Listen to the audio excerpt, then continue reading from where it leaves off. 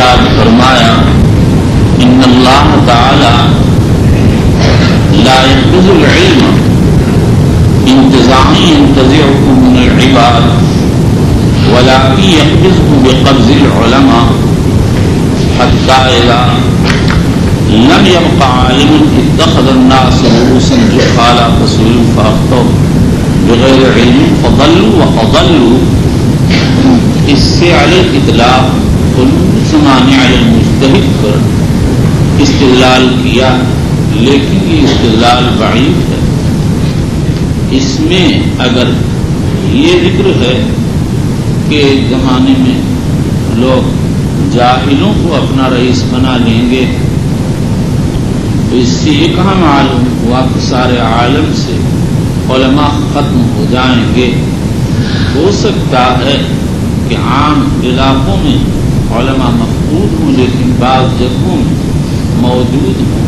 امام ابو جعفر ابن جریر طبری وغیرہ کی یہی رائے ہے کہ یہ علم شام وغیرہ میں باقی رہے گا اور دوسرے علاقوں میں ختم ہو جائے گا. اور یہ بھی کہا جا سکتا ہے کہ اصلاً سلسلہ یہ ہوگا کہ آہستہ آہستہ علم سمٹنا اور سکڑنا شروع ہوگا، علماء کم ہوتے چلے جائیں گے، حتیٰ کہ جب قیامت کا قرب ہوگا اور اللہ قیامت کو ختم کرنا چاہیں گے تو ایک ہوا چلے گی یمانی یا شامی اختلاف روایات اور ہر مومن کی روح قبض کر لے گی. اس کے بعد پھر حال رہ جائیں گے، اشرار رہ جائیں گے، انہیں پر قیامت قائم ہو جائے گی. یہی حقیقی امر اللہ کا مطلب ہے، یعنی اللہ کا حکم آ جائے قیامت کے قائم. لن تزال هذه الامہ کا مصداق محدثین کرام عبداللہ ابن مبارک، احمد ابن سنان، یزید ابن ہارون، امام احمد، امام بخاری وغیرہ محدثین کو بتاتے ہیں. قاضی اعظم کہتے ہیں سے سنت مراد. امام نووی کہتے ہیں ممکن ہے یہ طائفہ مختلف جماعتوں میں منقسم ہو، جس میں علماء، مجاہدین، زاہدین سبھی داخل ہوں. قائمۃ علی امر اللہ، اعلیٰ دین اللہ، وبالاسناد المتصل منا الى امیر المؤمنین فی حدیث رسول اللہ صلی اللہ علیہ وسلم ابی عبداللہ محمد بن اسماعیل البخاری رضی اللہ عنہ وارضاہ واجزل ثوابہ وفاق وحشرنا فی زمرة ونفعنا بعلمه. قال باب الفهم فی العلم. باب الفهم فی العلم. حافظ ابن حجر اسقلانی اور حضرت شیخ الہند رحمۃ اللہ علیہ فرماتے کہ امام بخاری سے فہم فی العلم کی فضیلت ثابت کرنا چاہتے ہیں. علامہ سندھی نے اس پر اعتراض کیا کہ باب کی حدیث اس پر دلالت نہیں کرتی. اس کا جواب یہ ہے کہ روایت میں تصریح ہے کہ حضور اکرم صلی اللہ علیہ وسلم نے ایک دن صحابہ کا امتحان لیا اور فرمایا ان من الشجر شجرۃ مثلها كمثل المسلم اخبرونی ما ہے. اگر فہم فی العلم کوئی فضیلت کی چیز نہیں تو حضور صلی اللہ علیہ وسلم امتحان لینے کی کیا ضرورت ہے؟ دوسری بات یہ ہے کہ حضرت ابن عمر رضی اللہ تبارک و تعالیٰ عنہ کے ذہن میں آیا کہ اس سے کھجور کا درخت مراد ہے، اور یہی بات حضور پاک صلی اللہ علیہ وسلم نے فرمائی. جب عمر کو معلوم ہوا تو افسوس کیا اور فرمایا لو قلت لکان احب الی من قضا و قضا. اگر تم بول دیتے تو مجھ کو تو یہ دنیا کے مال و منال سے زیادہ محبوب و عزیز ہوتا.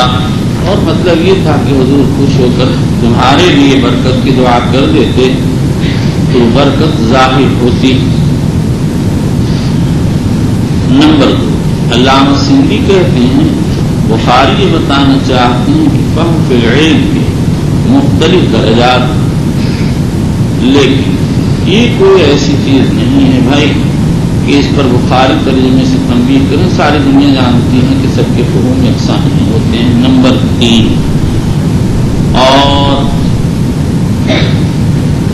حضرت گنگوہی فرماتے ہیں کہ امام بخاری کا مقصد یہ ہے کہ اعلیٰ درجات تفقہ فی دین ہے، لیکن اگر کوئی اس پر قادر نہ ہو تو پھر دوسرے درجے پر کم سے کم اتنا تو کرنا چاہیے کہ علم سمجھ لے، سمجھ کر پڑھے. ہمارے حضرت شیخ رحمۃ اللہ علیہ فرماتے ہیں کہ امام بخاری رضی اللہ تعالیٰ عنہ نے ممکن ہے اس ترجمۃ الباب سے طالب علم کو یہ تنبیہ کی ہو کہ تدبر کرو، غور و فکر کرو. جیسے ابن عمر نے حضور کو جو مار کھاتے ہوئے دیکھ کر یہ سمجھ لیا کہ اس سے مراد کھجور کا درخت ہے، یا طریق فہم پر تنبیہ کی ہے کہ آدمی کو کیسے جو ہے سمجھنا چاہیے، علم کے اثرات اس کے مقترنات پر نظر کرنا چاہیے. بعض وقت کوئی بات براہ راست سمجھ میں نہیں آتی، اور جب حواشی پر نظر کر لی جاتی ہے، متعلقات کو دیکھ لیا جاتا ہے، تو بات آسانی سے سمجھ میں آ جاتی ہے. ہمارے نزدیک حافظ ابن حجر اسقلانی رحمۃ اللہ علیہ کی غرض ہی راجح ہے. امام بخاری نے اس سے فہم فی العلم کی ترغیب دی ہے. انسان کو علم سمجھنے کا اہتمام کرنا اور اس کی فکر کرنا چاہیے. وبالاسناد المصنف امیر المؤمنین فی حدیث رسول اللہ صلی اللہ تعالی علیہ وسلم قال حدثنا علی بن عبد الله قال سفیان قال قال لي ابن ابي نجيب مجاهد قال سيدنا عمر الى المدينه فلم اسمع من رسول الله صلى الله عليه وسلم قال كنا عند النبي صلى الله عليه وسلم قتل جمار فقال من شجره لا يسقط مثلها كمثل المسلم فارت ونقول ما هي اقول هي النخله فاذا انا اصغر القوم فسكت فقال النبي صلى الله عليه وسلم هي النخله قتل بجمار. جمار جیم کے ضمہ اور میم کی تشدید کے ساتھ اس کا ترجمہ ہے قلب النخلہ. کھجور کے سر کے اوپر، کھجور کے اوپر ایک چکتی ہوتی ہے جس کو کاٹ کر نکال لیتے ہیں اور شہد میں ملا کر اور کبھی ویسے ہی کھاتے ہیں.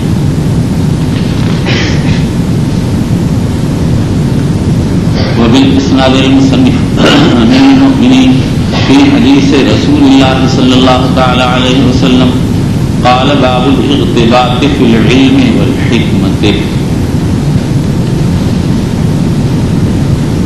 بعض علماء فرماتے ہیں کہ امام بخاری رضی اللہ تعالی عنہ نے اس ترجمۃ الباب سے یہ بیان کیا ہے کہ حدیث میں حسد سے مراد غبطہ ہے، یعنی کسی کی اچھی چیز کو دیکھ کر اسی جیسی کا اپنے لیے طلب کرنا بغیر اس کے کہ دوسرے سے اس کے زوال کی خواہش ہو.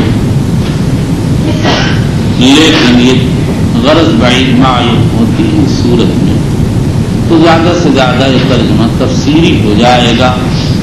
اور مصنف رحمۃ اللہ علیہ زیادہ تر تعلیم و تنبیہ کے لیے تراجم لاتے ہیں، اور یہاں یہ ممکن ہے حضرت امام بخاری کی اس ترجمے سے غبطہ فی العلم کی ترغیب دی ہے. یعنی علم ایسی محکم شان ہے کہ انسان کو اس کے اندر غبطہ کرنا چاہیے، ریس کرنا چاہیے، دوسرے کو دیکھ کر خود بھی اسی جیسا علم حاصل کرنے کی کوشش کرنا چاہیے. فی العلم والحکمت، حدیث پاک میں تو غبطہ فی الحکمت کا ذکر ہے، مصنف نے اسی سے غبطہ فی العلم کو اخذ کیا، کیونکہ حکمت بھی علم کی ایک قسم ہے، اور جب حکمت کا مرتبط ہونا ثابت ہو گیا تو علم کا لائق غبطہ ہونا خود بخود ثابت ہو گیا. حکمت کی تفسیر میں اختلاف ہے. بعض کہتے ہیں الاصابۃ فی القول، بعض کہتے ہیں الفہم عن اللہ، بعض کہتے ہیں، اور امام مالک کہتے ہیں التفقہ فی الدین. اور بعضوں نے حکمت کی تفسیر قرآن سے اور بعضوں نے سنت سے کی ہے.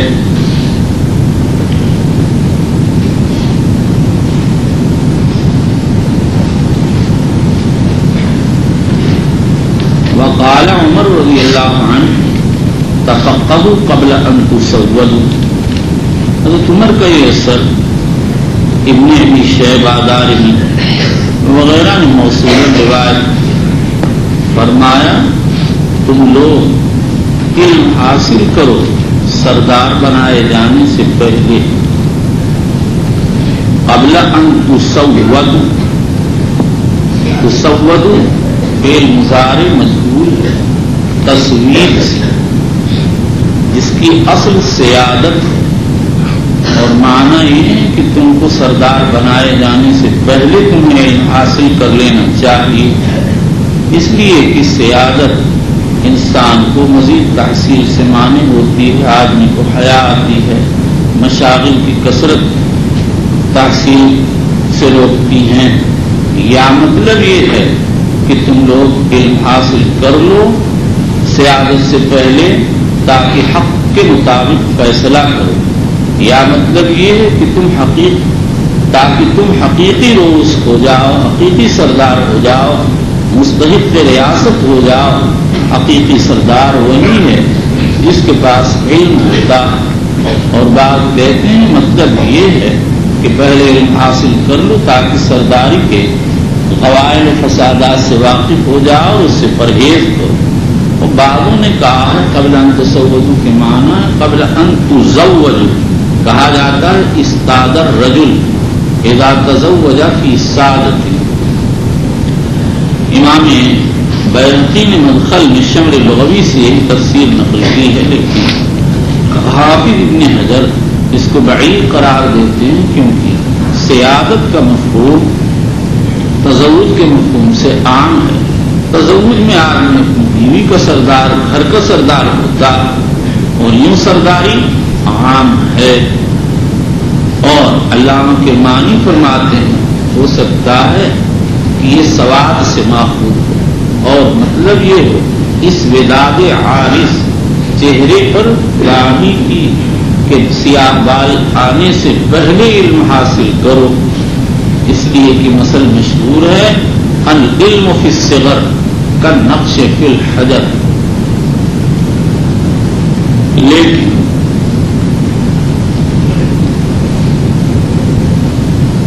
اس کا یہ مطلب نہیں کہ آدمی جوانی میں علم حاصل نہ کرے، داڑھی نکلنے کے بعد علم حاصل نہ کرے، بلکہ ہر حال میں علم مطلوب اور معمول بے ہے. من المہد الی اللہ علم کی تحصیل مطلوب ہے.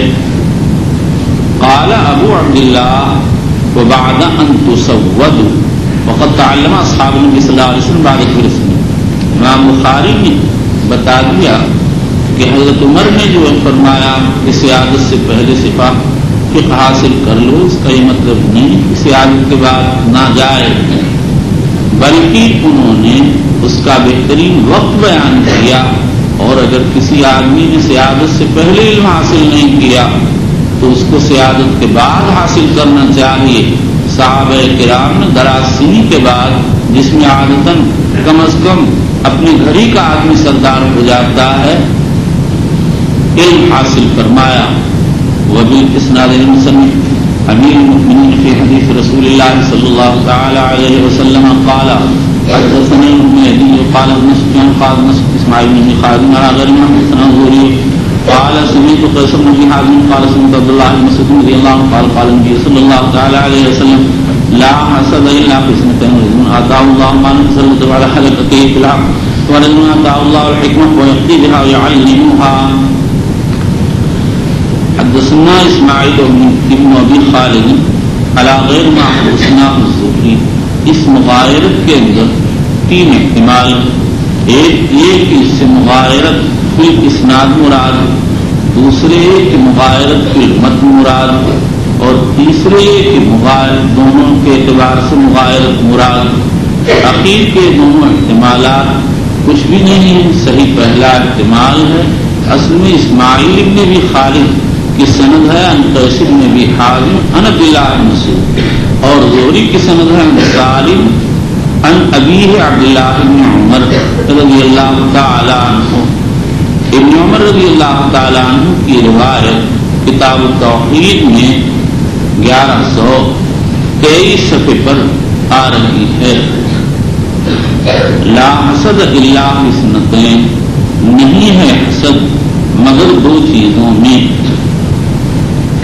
ایک شخص کے اندر جس کو اللہ مال دے اور پھر اس کو مال کے ہلاک کرنے پر مسلط کر دے، یعنی وہ مال کو خرچ کرے، اور دوسرے وہ شخص جس کو اللہ حکمت عطا فرمائے اور اس کے مطابق فیصلہ کرے اور لوگوں کو اس کی تعلیم۔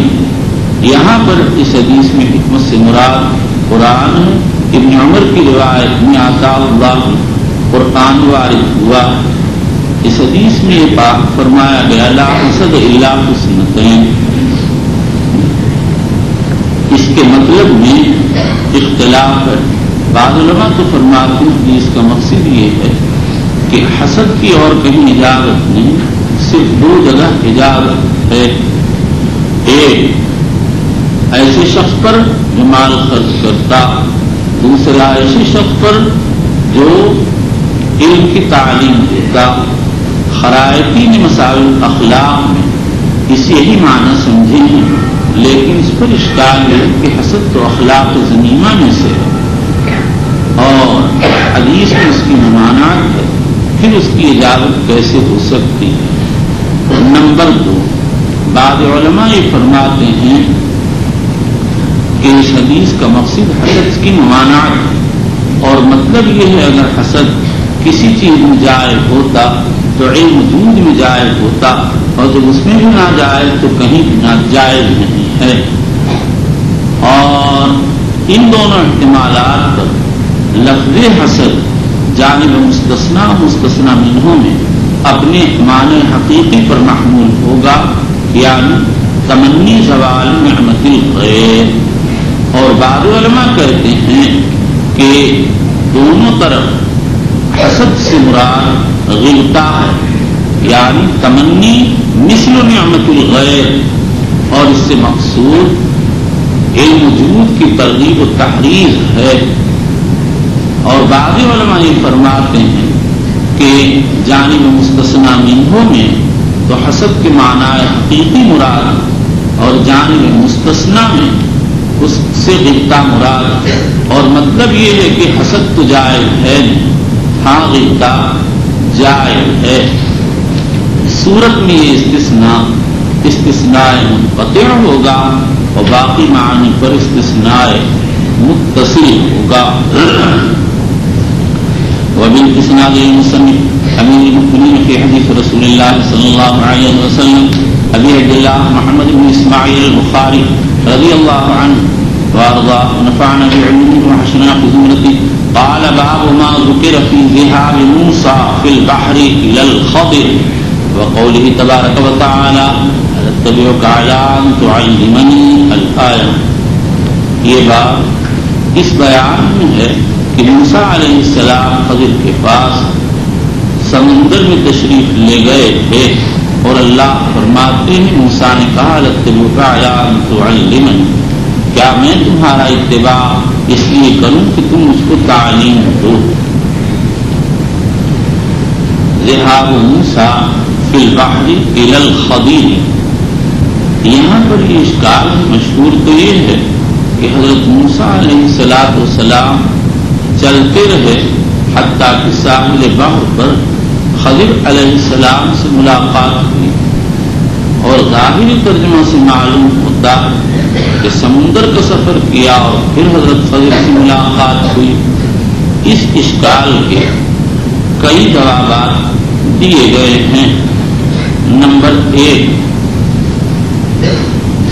فی کے بعد ایک مضاف مقدر ہے اور تقدیر عبارت فی ساحل البحر۔ نمبر 2، الا کے بعد ایک مضاف مقدر ہے اور تقدیر عبارت الا مقصد الخضر، یعنی جب حضرت موسیٰ کی خضر سے ملاقات ہو گئی اور پھر خضر کے ساتھ چلے تو اس وقت سمندر کا سفر کیا۔ نمبر 3 یہ الا ماں کے معنی میں ہے۔ نمبر 4 یہاں واو عاطفہ محذوف ہے اور تقدیر عبارت ہے فی البحر وإلی الخضر۔ نمبر 5 بعض علماء کا خیال ہے کہ حضرت موسیٰ سے جزیرے میں حضرت موسیٰ کی خضر سے جزائر میں ملاقات ہوئی تھی۔ حافظ ابن حجر اسقلانی نے اس کو بعض آثار سے مؤید فرمایا ہے، لیکن عام روایات ظاہرہ سے یہی معلوم ہوتا ہے کہ ملاقات ساحل سمندر پر ہوئی تھی۔ ترجمے کی غرض میں علماء کو 4 اقوال۔ نمبر 1 حضرت اقدس شاہ ولی اللہ محدث دہلوی فرماتے ہیں کہ امام بخاری نے اس سے رحلت فی طلب العلم کو ثابت کیا۔ پہلے دستور یہ تھا صحابہ تابعین کے زمانے میں کہ لوگ اپنے علاقوں میں علم حاصل کرتے تھے، تحصیل علم کے لیے اسفار نہیں کرتے تھے، اور جب کتابیں مدون ہو کر منتشر ہو گئیں تو پھر انہوں نے شہر در شہر کا سفر کیا۔ لیکن اس تقریر میں اشکال ظاہر ہے۔ رحلت فی طلب العلم کا سلسلہ دور صحابہ سے چل رہا ہے۔ حافظ خطیب بغدادی رحمۃ اللہ علیہ نے اس سلسلے کی بہت سی روایات الرحلۃ فی طلب الحدیث نامی رسالہ میں جمع فرمائی ہیں۔ نمبر 2 اور مزید یہ ہے کہ رحلت فی طلب العلم کے لیے تو آئندہ ایک ترجمہ آ رہا الخروج فی طلب العلم۔ ہمارے اندر شیخ رحمۃ اللہ علیہ فرماتے ہیں کہ امام بخاری نے اس ترجمۃ الباب سے رحلت فی طلب العلم فی البحر کو ثابت کیا، یعنی طلب علم کے لیے بحری سفر کرنا جائز ہے۔ حضرت موسیٰ نے خضر کے ساتھ سفر کیا اور حضور اکرم صلی اللہ علیہ وسلم نے اس کو نقل فرمایا اور اس کے خلاف کوئی بات ارشاد نہیں فرمائی۔ نمبر 2 حافظ ابن حجر اسقلانی کی رائے یہ کہ امام بخاری نے اس ترجمۃ الباب سے 2 باتوں پر تنبیہ کی۔ ایک تو یہ بتایا ہے کہ طلب علم کے لیے مشقت برداشت کرنا چاہیے۔ غور کیجیے حضرت موسیٰ نبی تھے، ان کے پاس براہ راست اللہ کا پیام آتا اور اللہ ان سے ہم کلام ہوتے تھے۔ اس کے باوجود جب یہ معلوم ہوا خضر کے پاس ایسا علم ہے جو ان کے پاس نہیں، تو ان سے ملاقات کے لیے چلے تھے۔ اور دوسری بات جس پر تنبیہ کرنی ہے وہ یہ ہے کہ حضرت موسیٰ علیہ السلام نے دراز سنی کے بعد، نبوت مل جانے کے بعد، سید ہو جانے کے بعد تحصیل علم کے لیے سفر کیا، تو اس ترجمے کا ترجمے گزشتہ سے ربط بھی ہو گیا۔ نمبر 4 حضرت شیخ الہند نور اللہ مرقدہ کی رائے یہ ہے کہ امام بخاری رضی اللہ عنہ نے اس ترجمۃ الباب سے ترجمے گزشتہ کی تکمیل کی ہے، اور یہ ان کی عادت ہے، ایک بات میں کہہ دیتے ہیں اور اس کے بعد کے ابواب سے اس کی تکمیل فرماتے ہیں۔ بات گزشتہ میں یہ فرمایا تھا کہ کبر سن کے بعد بھی علم حاصل کرنا چاہیے۔ صحابہ نے سیادت حاصل ہو جانے کے بعد دراز سنی پر علم حاصل کیا۔ اس باب سے اسی کو مزید واضح کیا ہے کہ دیکھو حضرت موسیٰ نے نبی مرسل ہو جانے کے بعد جو اپنی قوم کا امام ہوتا ہے، تحصیل علم کے یہاں حضرت خضر کے یہاں سفر کی غرض سے تحصیل علم کی غرض سے حضرت خضر کے یہاں کا سفر کیا۔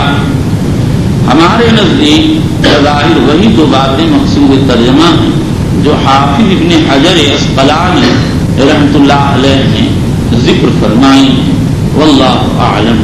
وبالاسناد المصنف رضی اللہ تبارک وتعالی عنہ قال حدثنا محمد بن غرير الزهري قال حدثنا يعقوب بن ابراهيم قال حدثنا ابي صالح يعني ابن كيسان عن ابن شهاب انه حدثه ان عبد الله بن عبد الله اخبره عن ابن عباس رضي الله عنه انه تماره هو الحر بن قيس بن حسن الفزاري في صاحب موسى قال ابن عباس وهو خضر فمر بهم ابي بن كعب بن عباس فقال اني تمارت عن صاحبي هذا في صاحب موسى الذي سال موسى السبيل الى لقيه هل سمعت النبي صلى الله تعالى عليه وسلم قال قال نعم سمعت النبي صلى الله عليه وسلم يقول بينما موسى بني اسرائيل جاءوا فقال تعالى عبد عين قال موسى لا فاوحى الله الى موسى بلى عبدنا خضر فسال موسى السبيل اليه فجعل الله له الحوت آية وقيل له اذا فقدت الحوت فارجع فانك ستلقى فكان يتبع في الحوت في البحر فقال موسى للكتاب ارايت اين يستخرج فيه ستر الحوت مع انسان من الشيطان الكره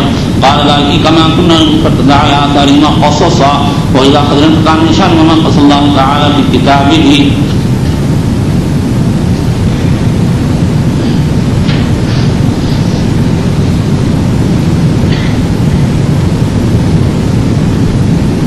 عن صالح يعني ابن كيسان عن ابن شهاب أن عبد الله بن عبد الله أخبره. صالح ابن شهاب اللہ یہ تینوں تابعی ہیں اور صالح ابن شہاب سے مرجع پڑھے تو ان باب روایت الاکابر عن الاصاغر انه تمارا هو الحر بن قيس بن حسن الفزاري في صاحب موسى. یعنی ابن عباس اور حبر ابن قیس میں موسیٰ علیہ السلام کے صاحب کی تعین میں اختلاف ہوا. ابن عباس تو کہتے تھے وہ خضر ہیں اور حر ابن قیس کسی اور کا نام لیتے تھے. حضرت ابی ابن کعب رضی اللہ عنہ سامنے سے گزرے تو ابن عباس نے ان کے سامنے بات پیش کی. ابن عباس نے حضور صلی اللہ علیہ وسلم ابی ابن کعب نے حضور صلی اللہ علیہ وسلم کی حدیث پیش کر کے واضح کر دیا کہ صاحب موسیٰ سے حضرت خضر علیہ السلام مراد ہیں.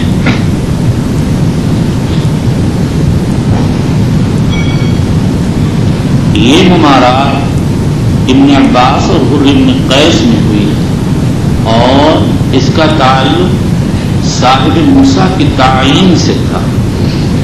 اور ایک ممارات سعید بن جبیر اور نوفع بکالی میں ہوئی تھی، اس کا تعلق اس موسیٰ کی تعین سے تھا جو خضر سے ملنے کے لیے گئے تھے.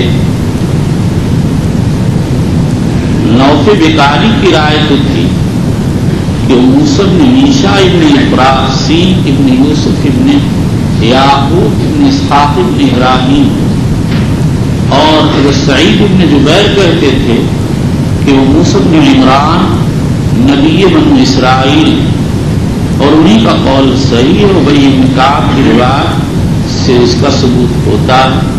یہ قصہ آئندہ صفحہ 23 پر باب ما یستحب للعالم اذا سئل ای الناس اعلم میں آ رہا ہے.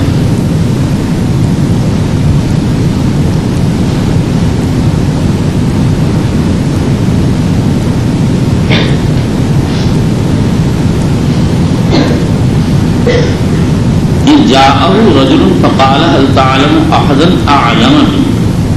ایک آدمی موسیٰ علیہ السلام کے پاس آیا، کہنے لگا کیا آپ اپنے سے زیادہ بڑا عالم کسی کو جانتے ہیں؟ موسیٰ علیہ السلام نے کہا لا. یہاں پر تو یہ ہے کہ سائل نے کہا هل تعلم احدا اعلم منه، اور موسیٰ نے جواب دیا لا. اور آئندہ صفحہ 23 پر آ رہا ہے سئل ای الناس اعلم فقال انا اعلم. ان دونوں سوالوں اور جوابوں میں کھلا ہوا فرق ہے. یہاں پر جو موجود لفظ ہے اس کا حاصل تو یہ ہے کہ موسیٰ سے پوچھا گیا آپ اپنے سے زیادہ بڑا عالم جانتے ہیں؟ کہہ دیا نہیں. اور اپنے سے بڑا عالم نہ جاننے سے ان پر کوئی اشکال نہیں ہوتا. حالانکہ حدیث میں اللہ تعالیٰ نے فرمایا بھلا عبدنا خضر. اللہ کا اعتراض موسیٰ پر بظاہر سمجھ میں نہیں آتا الا یہ کہا جائے وہ نبی تھے ان کو هل تعلم احدا اعلم منك کے جواب میں لا کہنا ہی نہ چاہیے تھا، واللہ عالم کہنا چاہیے. اور آئندہ جو لفظ آ رہا ہے کہ موسیٰ سے کہا گیا اینا سے عالم، انہوں نے کہا انا، اس پر اللہ کے اعتراض سمجھ میں آتا ہے. موسیٰ کو انا کہنا ہی نہ چاہیے. یہ بھی کہا جا سکتا ہے کہ سائل نے دو سوالات کیے. پہلے تو پوچھا یمنا سے عالم، موسیٰ نے کہا انا، اس نے کہا تعلم احدا اعلم منک، موسیٰ علیہ السلام نے کہا لا. ان دونوں جوابوں کے مجموعے پر اللہ کی طرف سے اعتراض ہوا کہ تم کو یہ بات نہ کہنا چاہیے بلکہ علم کو میرے حوالے کرنا چاہیے تھا. سنو، خضر تم سے عالم ہے. خضر کی عالمیت وجہی ہے. وجہی کا مطلب یہ ہے کہ من وجہ حضرت موسیٰ عالم اور من وجہ حضرت خضر. شرعیات کا علم حضرت موسیٰ کو زیادہ تھا، وہ نبی تشریعی تھے. اور کونیات کا علم حضرت خضر علیہ السلام کو زیادہ. وہ دونوں فی الجملہ نفس امور تشریعیہ اور تکوینیہ میں شریک تھے. حضرت خضر اتنے امور سے ضرور واقف تھے جس کے مطابق وہ عمل کریں، اور موسیٰ علیہ السلام کو بھی بہرحال بعض کونیات کا علم رہا ہوگا.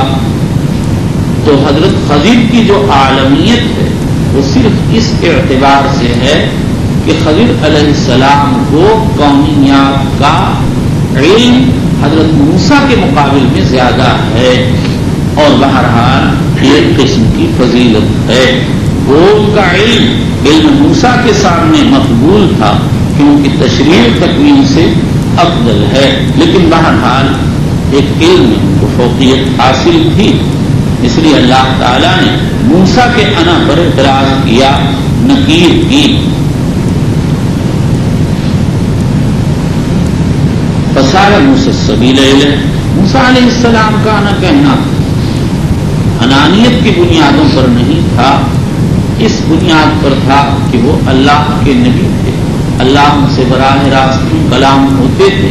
تو وہ یہ سمجھ گئے کہ بھلا جس کو اللہ نے اپنی رسالت کے لیے منتخب کیا براہ راست کلام فرماتا ہے، اپنی کتاب ان کو عطا فرمائی، اس سے بڑا کون عالم ہوگا.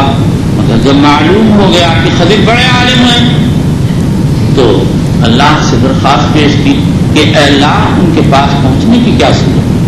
فجعل اللہ له الحوت آیۃ، اللہ تعالیٰ نے مچھلی کو علامت بنا دیا اور یہ کہہ دیا بھنی ہوئی مچھلی ساتھ لے لو، جہاں وہ مچھلی زندہ ہو جائے گی وہیں خضر سے تمہاری ملاقات ہو جائے گی. حضرت خضر نے اپنے ساتھ اپنے خادم یوشع ابن نون کو لے لیا اور مچھلی لے کر کے چل دیے ایک جگہ. موسیٰ علیہ السلام تھک کر سو گئے، ایک جگہ موسیٰ علیہ السلام سو گئے، وہیں پر عین الحیات تھا، اس کا جو پانی کی چھینٹیں مچھلی کو لگی اس سے وہ زندہ ہو گئی اور پانی میں چلی گئی. یوشع نے سب منظر دیکھا، خیال تھا بتائیں کہ لیکن بھول گئے. اس کے بعد چل دیے. جب بہت دور چلے گئے اور موسیٰ علیہ السلام کو تکان محسوس ہوا تو انہوں نے کھانا مانگا. اس پر حضرت یوشع نے کہا ہم تو مچھلی وہاں، ہم نے مچھلی کا منظر وہاں دیکھا، بتانا تھا لیکن شیطان نے بلا دیا. پھر یہ لوگ لوٹ کر آئے اور خضر سے ملاقات کی. فکان یتبع اثر الحوت فی البحر، وہ سمندر کے اثر کا اتباع کرتے تھے بحر میں، یعنی سمندر میں مچھلی جہاں سے گزری تھی وہاں تاخچہ سے بن گیا تھا، اس کے پیچھے چلتے رہے. روایت کے ظاہر سے معلوم ہوتا ہے کہ حضرت خضر کے سے موسیٰ کی ملاقات جزائر بحر میں سے کسی جزیرے میں ہوئی ہوگی، واللہ تعالی اعلم۔ قصصا اے قصان قصصا یا یتبعان فوجدا خضرا فکان من شانہما ما قص اللہ فی کتابہ، وہاں خضر سے ملاقات ہوئی اور پورا قصہ پیش آیا جو سورہ کہف میں ذکر کیا۔ میرے بچوں کل سفر ہے، بہت ڈر سا لگ رہا ہے، اللہ تعالیٰ فضل فرمائے اپنے کرم کہاں سے معاف کرنے بعد میں دعا کرتے ہیں۔